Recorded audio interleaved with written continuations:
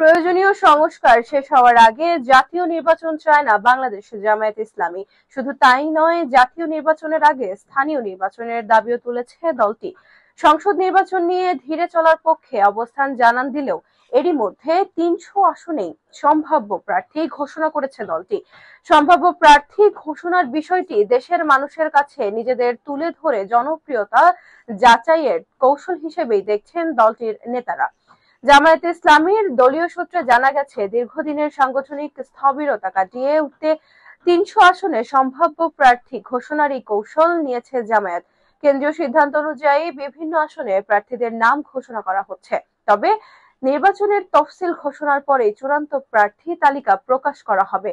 প্রার্থী নির্বাচন প্রক্রিয়ার সঙ্গে সংশ্লিষ্ট ব্যক্তিরা বলছেন, সম্ভাব্য এসব প্রার্থীর চূড়ান্ত মনোনয়ন পেতে জনগণের মন জয় করতে হবে।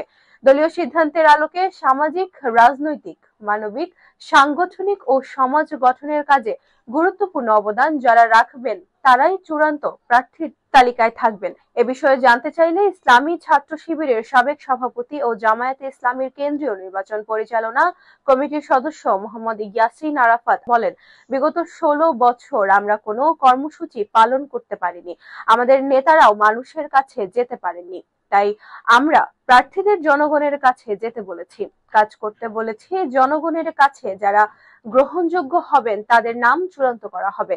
ইয়াসিন আরাফাত জানান, নির্বাচনের আগে বিভিন্ন সংস্থা এবং গণমাধ্যমের জরিপ নীতিমান, সৎ ও দক্ষ মাঠের নেতা, বিভিন্ন সামাজিক কার্যক্রমে মানুষের পাশে দাঁড়ানো এবং সামাজিক, রাজনৈতিক, মানবিক, সাংগঠনিক ও সমাজ গঠনের কাজে যারা এগিয়ে থাকবেন তাদেরই চূড়ান্ত প্রার্থী হিসেবে ঘোষণা করা হবে।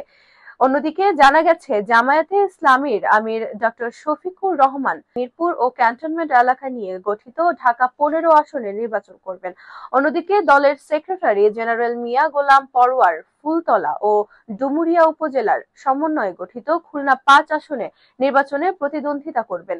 কেন্দ্রীয় নির্বাহী পরিষদ সদস্যের মধ্যে দলের নায়েবে আমির অধ্যাপক মুজিবুর রহমান রাজশাহী ১, ডক্টর সৈয়দ মাহমুদুল্লাহ মোহাম্মদ তাহের কুমিল্লা ১১, সহকারী সেক্রেটারি জেনারেল মাওলানা রফিকুল ইসলাম খান সিরাজগঞ্জ ৪, মাওলানা হামিদুর রহমান আজাদ কক্সবাজার ২ ও এহসানুল মাহবুব জুবায়ের সিলেট ১ আসনে নির্বাচনে অংশ নেবেন। এছাড়া দলের কেন্দ্রীয় প্রচার বিভাগের সেক্রেটারি মতিউর রহমান আকন্দ ময়মনসিংহ ৫, নির্বাহী পরিষদ সদস্য সাইফুল আলম খান মিলন ঢাকা ১২, অধ্যক্ষ মোহাম্মদ ইজ্জত উল্লাহ সাতক্ষীরা ১, মোহাম্মদ আব্দুর রব মৌলভীবাজার ৪, মোবারক হোসাইন ঢাকা ১৩, ঢাকা মহানগরী দক্ষিণের আমির নুরুল ইসলাম বুলবুল চাঁপাইনবাবগঞ্জ ৩ এবং ঢাকা মহানগরী উত্তরে আমির মোহাম্মদ সেলিম উদ্দিন সিলেট ৬ আসন থেকে নির্বাচনের প্রস্তুতি নিচ্ছেন বলে জানা গেছে।